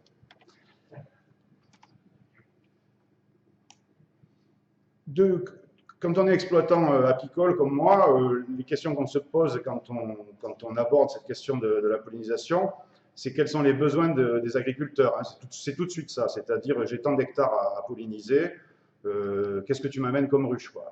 Bah oui, ben, je ne sais pas, écoute, tu as besoin de combien? Voilà, donc quels sont les besoins? Et puis les besoins techniques, c'est-à-dire quel type de ruche il faut que je t'amène. Tu as besoin de quoi? De butineuses de nectar, de butineuses de pollen, enfin voilà, c'est toutes ces questions-là. Et comme les précédents intervenants l'ont montré, on ne sait pas encore grand-chose là-dessus. Hein, Bernard, je ne me trompe pas, on ne sait pas encore grand-chose là-dessus, donc on y va un peu à l'aveugle. Et puis côté apicole, ben, vous l'avez posé, hein, cette question, la question de l'importance économique des pollinisateurs, hein, qui pose encore et encore question, et qui même peut-être fait polémique, je ne sais pas. L'acquisition de références technico-économiques pour nous, filière apicole et apiculteurs, ça c'est un projet qui est en cours, qui s'appelle Polapis, qui va commencer à apporter des réponses sur cette question-là. Est-ce que je vais faire de la pollinisation? Comment je prépare mes colonies pour faire de la pollinisation? Ou est-ce que je produis que du miel? Voilà, des choix économiques. Et puis la formation des apiculteurs, parce que bien sûr, pour préparer une colonie de manière spécifique, il faut savoir le faire. Alors les demandes qu'on reçoit, elles arrivent d'exploitants, évidemment, hein, d'arboriculteurs, de multiplicateurs de semences, de maraîchers, mais aussi d'établissements semenciers, évidemment, pour des besoins soit au départ pour les bases, soit plus tard pour de l'hybride. Ce sont des contrats oraux ou écrits, mais c'est la plupart du temps des contrats oraux, avec tout ce que ça comporte, c'est-à-dire la faiblesse, entre guillemets, de l'accord, puisque des fois, ben, on oublie de parler d'un truc ou d'un autre. Hein, évidemment, c'est oral, c'est aussi comme ça. Quels sont les devoirs de chacun? Quels tarifs on pratique? À quelle date tu veux les ruches? À quelle date je peux les sortir? Quelle pratique de traitement de protection des plantes tu as? Quelle qualité de colonie dont tu as besoin?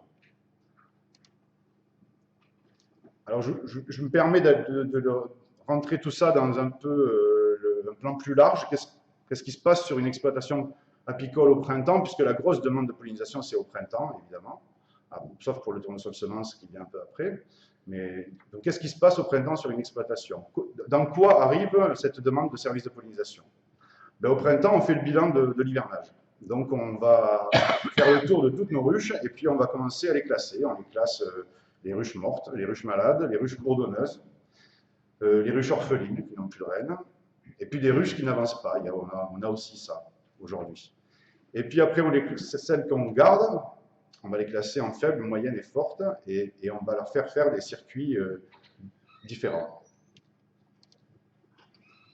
Bon, je vous ai mis quelques photos, évidemment. On peut être amené à nourrir les colonies pour les stimuler, pour les préparer pour la pollinisation. Ça, c'est la photo de gauche. Ou au contraire, travailler les colonies de manière à favoriser des butineuses de nectar ou des butineuses de pollen par le jeu du couvain et des dates prévisibles de naissance selon les besoins de la culture. L'exemple typique, c'est le colza a besoin de butineuses de nectar, alors que le kiwi a besoin de butineuses de pollen. Donc, ce n'est pas du tout les mêmes ruches qui répondent aux besoins de la culture. Eh bien, on charge les colonies pour les amener sur les sites de pollinisation. On charge les colonies le matin ou la nuit, à différentes formes de chargement qui vous montrent un peu aussi la précarité de certaines exploitations apicoles qui chargent dans des fourgons à la main et puis d'autres qui travaillent avec des grues. C'est beaucoup plus confortable avec une grue. On décharge en fonction de la demande des agriculteurs à un endroit ou à un autre des vergers. Là, c'est sur un champ de colza semences. Voilà. Si j'élargis encore, la comparaison des deux systèmes, en haut, vous avez le système de polyculture élevage lot-et-garonnais, enfin le système agricole, polyculture élevage, et le système apicole qui est inséré dedans. Et puis en dessous, vous avez le système landais. Donc vous voyez que déjà, ils ne commencent pas au même moment, hein, puisque ça commence beaucoup plus tôt en Lot-et-Garonne, la saison. Et puis je vous ai enchaîné là donc les mielés. Pour l'instant, on n'a que les mielés. colza, acacia, châtaignier, tournesol pour la partie lot-et-garonnaise, acacia, bourdaine, bruyère, calune et arbousier sur la partie landaise. Vous voyez que la partie landaise, on va jusqu'en décembre, hein, alors qu'en mi-août, c'est fini sur la partie lot-et-garonnaise. Là, c'est les mielés. Là, je vous ai rajouté les fruitiers, où on voit déjà que ça se positionne sur les mielés. Là, je vous ai rajouté les oléagineux. Bon, j'ai pas mis les potagères parce qu'en réalité, j'ai très peu d'expérience sur les potagères, je ne sais pas où elles se placent. Donc, exactement. Ça doit être à partir de juin. Hein. Et donc, ce que je voulais montrer avec ce schéma-là, c'était d'une part les concurrences entre la pollinisation et les mielés, qui là apparaît de manière évidente. Et puis, il y a même des concurrences entre pollinisations, puisqu'on voit qu'il y a une concurrence entre les pommiers et le colza, par exemple, semences. Donc, tout ça amène sur une exploitation à faire des choix. Est-ce que je vais à la pollinisation ou est-ce que je vais sur ma mielée? Et donc, pour essayer d'éclairer ces choix, on réfléchit évidemment en termes économiques. Voilà, je vous ai fait un peu un tableau de comparaison entre la pollinisation du colza semence et la mielée d'acacia. Donc, on peut faire des essaims sur les deux situations. En colza semence, généralement, la récolte est nulle, alors qu'on espère 12 kg en moyenne sur une mielée d'acacia. Le chiffre d'affaires brut par colonie est de 43 € hors taxe sur la pollinisation de colza semence, c'est des chiffres de 2015. Alors que sur une mielée d'acacia vendue en pot par l'apiculteur, on gagne 180 € par colonie. Le temps de travail qui est différent aussi, le temps de trajet pour aller jusqu'aux ruches qui est différent aussi, et puis la zone de production qui n'est pas la même non plus. Donc tout ça, ça rentre dans les choix des exploitants. La même chose avec le kiwi. Bon, je ne vais pas dans le détail, mais vous voyez bien que la différence est quand même importante au prix du miel vendu en pot, et même sur le miel vendu en vrac, là, sur cette partie-là où la pollinisation du kiwi est en concurrence avec la mielée de bourdaine pour la partie landaise. Vous voyez bien qu'on passe de 40 € la colonie sur un système kiwi où il faut les nourrir en plus pour pas qu'elles meurent de faim, à un système où on fait du miel, donc la colonie s'entretient d'elle-même, et en plus on peut gagner en vrac jusqu'à 85 € par colonie.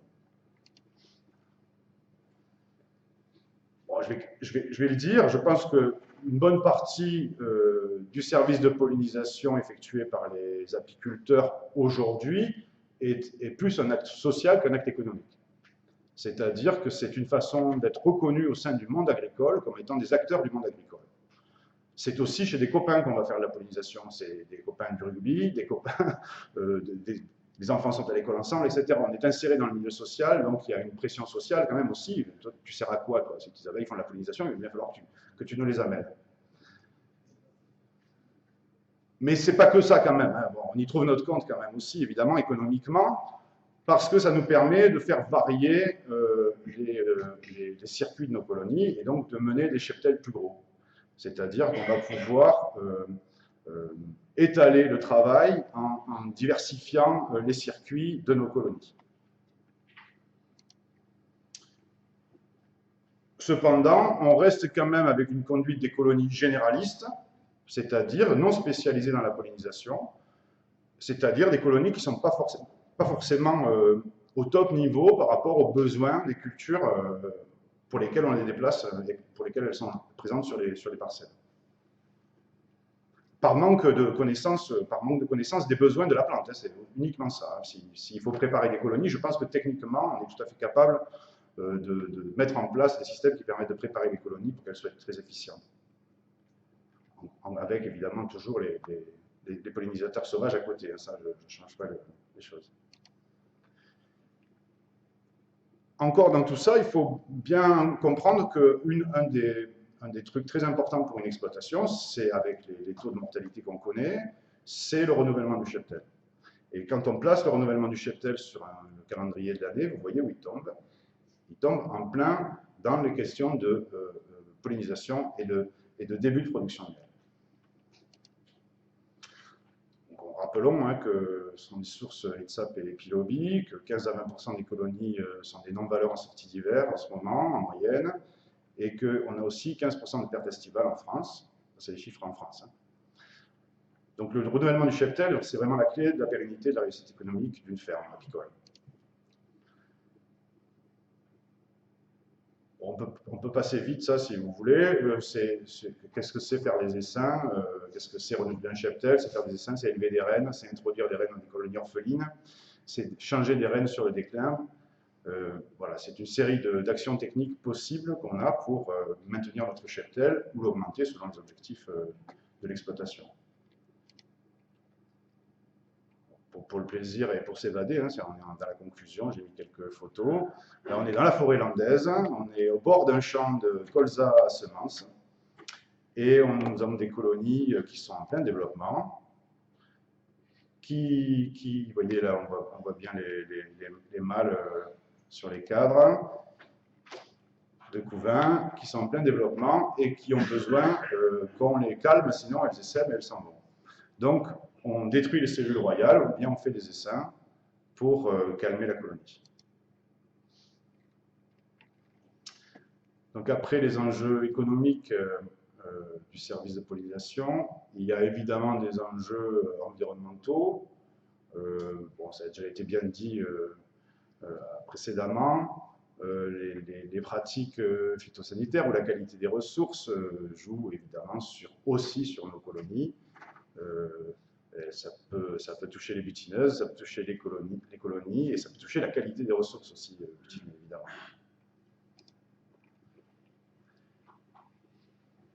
Alors, pour aborder la question de l'organisation des filières sur la question de la pollinisation des cultures, il faut constater qu'il y a un manque flagrant d'organisation des filières. On est sur un système naissant, qui est né autour de BIWAPI, qui est à l'origine un projet ANAMSO soutenu par le MNIS, ou MNIS soutenu par l'ANAMSO, je ne sais plus dans quel sens c'est, qui est de collecter,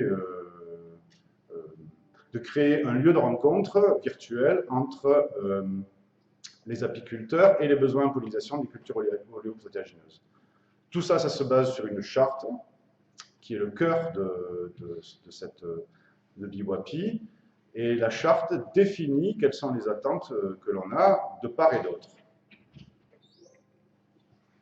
Vous avez vu que quand on met côte à côte les partenaires du végétal et les partenaires apicoles, le partenaire apicole est un peu seul, hein, quand même. Hein. Il n'y a pas d'interprofession, c'est important de le souligner, je pense.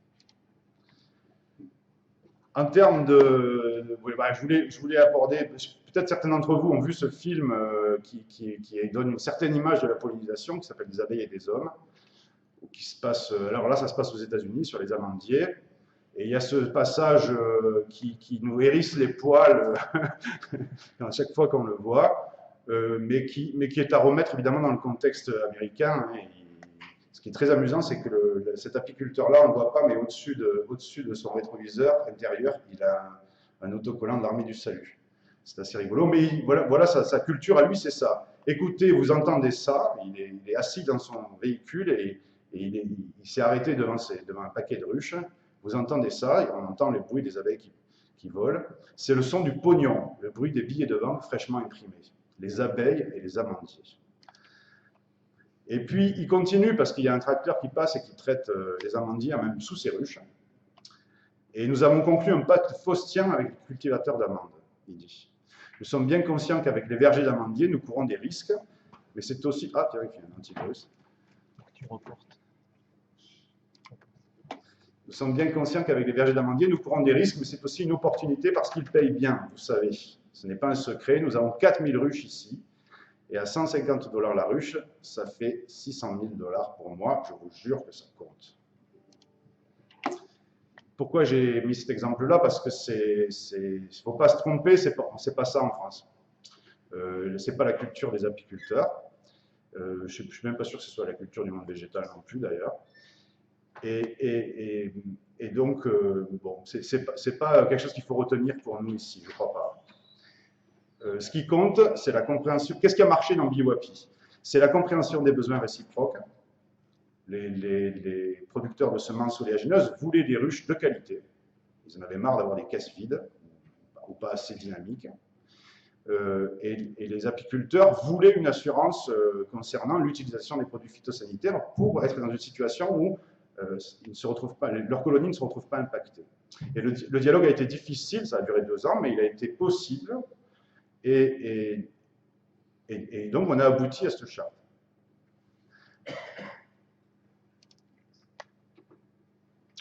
Donc là, c'est ma conclusion. Il ne faut pas s'y tromper. Ce n'est pas parce qu'on a fait une charte que ça fonctionne. C'est-à-dire que le dialogue est possible, oui, mais on est quand même dans un système aujourd'hui où on sent les choses très bloquées. Enfin, nous, apiculteurs, on sent les choses très bloquées. Je peux prendre un exemple qui est la révision de l'arrêté abeille. Ça faisait partie du plan de développement durable de l'apiculture, de réviser l'arrêté abeille. Il y a un petit souci au niveau des termes de l'arrêté abeille qui font que ça peut être compris de manière de travers, et donc ne plus protéger les abeilles. Et bien en fait, il n'a pas été possible de réviser cet arrêté abeille. Voilà. Pourquoi? Parce que les gens ne sont pas prêts. Le monde végétal n'est pas prêt à réviser cet arrêté abeille. Ils ont vu, c'est comme ça que je l'interprète, ils ont vu dans cette révision de l'arrêté abeille une possibilité de mouvement en chaîne qui allait les mettre en difficulté, et ils n'ont donc pas compris les besoins de l'apiculture sur ce terme-là, où ils ont jugé que c'était trop important, je ne sais pas, enfin bon. Donc c'est bloqué, c'est ça que je voulais dire, c'est bloqué. C'est possible, mais c'est bloqué. On n'exportera pas le modèle américain de l'apiculture-pollinisation en France, moi j'y crois pas du tout. Donc, eh ben, il nous reste, au-delà des plans qui sont des intentions, il nous reste quoi pour continuer à acquérir des connaissances. Et je suis bien d'accord avec Serge Gadoum, il ne suffit pas d'avoir des connaissances, il faut les mettre en place sur le terrain. Les pratiques agri-innovantes qu'on trouve dans les fermes défis, par exemple, sont vraiment très très intéressantes, les résultats qui sortent. Mettre en place des écosystèmes favorables. À quand la généralisation ou l'augmentation, en tout cas, de ces pratiques qui vont favoriser et nos abeilles et nos abeilles élevées et les abeilles sauvages? C'est évidemment des choses qu'on attend. Et pour atteindre cet environnement, aussi bien en termes de ressources que d'intoxication, qui préserve les pollinisateurs. Voilà, je vous remercie.